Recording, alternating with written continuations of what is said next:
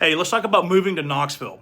If you're thinking about relocating here, there are a lot of things people focus on right away. Home prices, neighborhoods, and schools. But after working with a lot of people who've moved here from out of state, I've noticed there are a handful of things they almost always say they wish they would have known earlier. These aren't deal breakers, they're just the realities of daily life in Knoxville that don't always show up on online searches or in listing descriptions. So in this video, I want to walk you through what relocating buyers are usually surprised by once they actually live here. Before we get started, people who try to recreate exactly what they had in their previous city often struggle here. The ones who are open to learning the areas and adapting tend to be happier long-term in my experience. Now, let's get started. First, let's talk about the housing market itself. One of the first things relocating buyers notice is how active and competitive the Knoxville housing market is, especially compared to what they expected coming in. Knoxville has seen a steady influx of people moving here from other states, and that demand shows up quickly once you start looking at homes. Well-priced properties and desirable areas tend to move fast, and buyers often find themselves competing with other offers. A lot of people assume Knoxville will feel slower or easier because it's a mid-sized city. In reality, demand and a strong job market has stayed strong, and inventory can feel tight in certain areas. Being prepared matters here more than most people anticipate.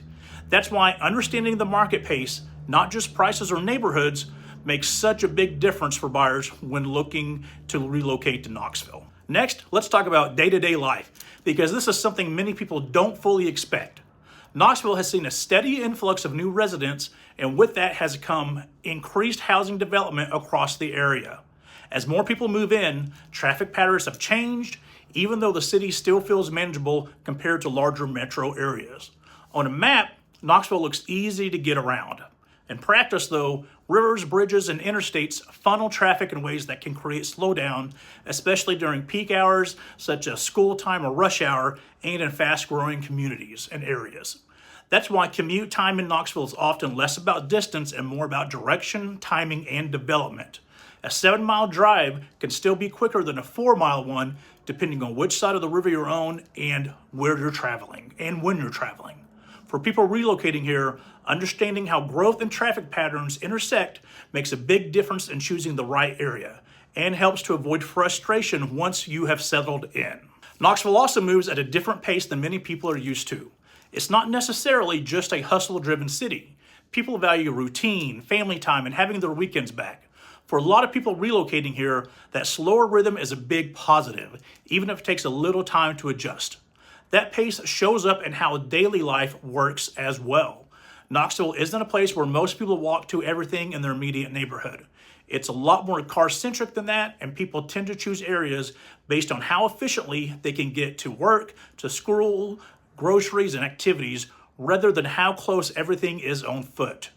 Neighborhoods still do matter, and there are walkable neighborhoods, they just function differently here.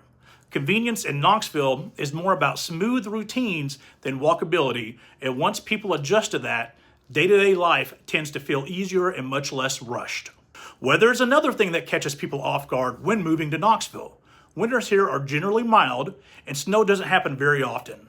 When it does snow, though, the main roads are usually cleared fairly quickly, especially in more populated and high-traffic areas. What surprises a lot of people that move here is that back roads, hills, and less traveled streets can stay snowy or icy for several days afterwards, particularly if they don't get much sun. That's something to keep in mind when choosing where to live and how you commute. Humidity is usually a much bigger adjustment, though, than the winter. Summers aren't necessarily hotter than other parts of the country, but they feel heavier, especially for people coming from drier climates. Overall, weather in Knoxville is manageable. It just comes with a few local quirks that are easier to handle once you know what to expect. Another adjustment for people moving to Knoxville is understanding the difference between living inside the city limits versus the county and how that affects your daily services. Homes within city limits of Knoxville usually come with city-provided services like regular trash pickup, full-time staffed fire protection, things like that. For many relocating buyers, that level of service feels familiar and predictable.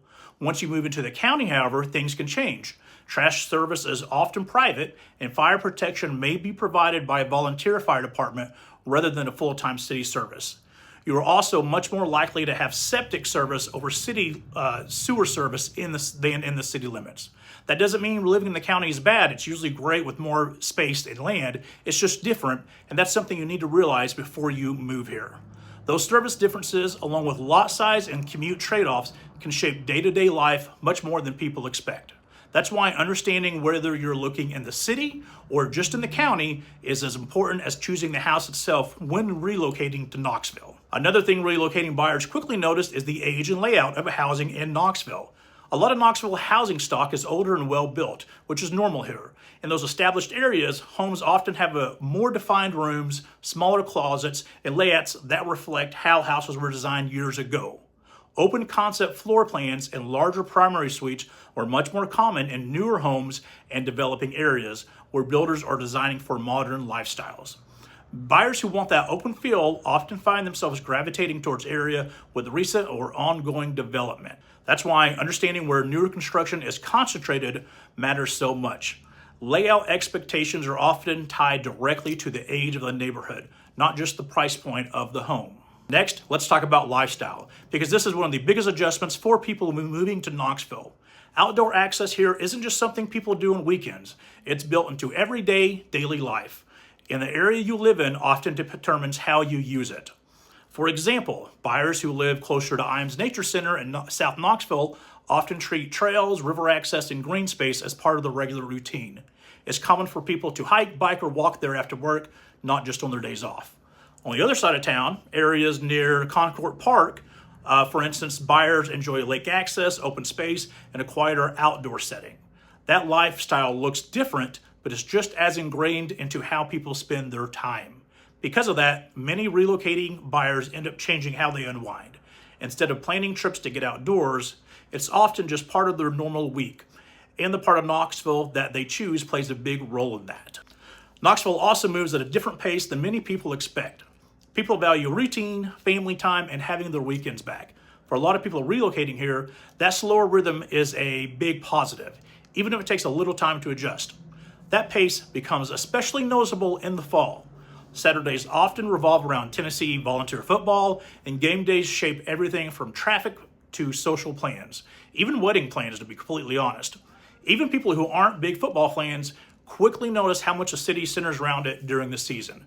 Local identity is extremely strong here. People don't just say they live in Knoxville.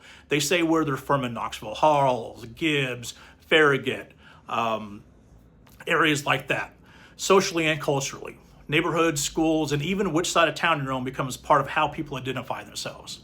Once the relocating buyers understand that rhythm, slower weekdays, football-focused fall Saturdays, and strong neighborhood and area pride, Knoxville starts to make a lot more sense. My best advice for people moving to Knoxville: start by choosing the area that fits how you want to live.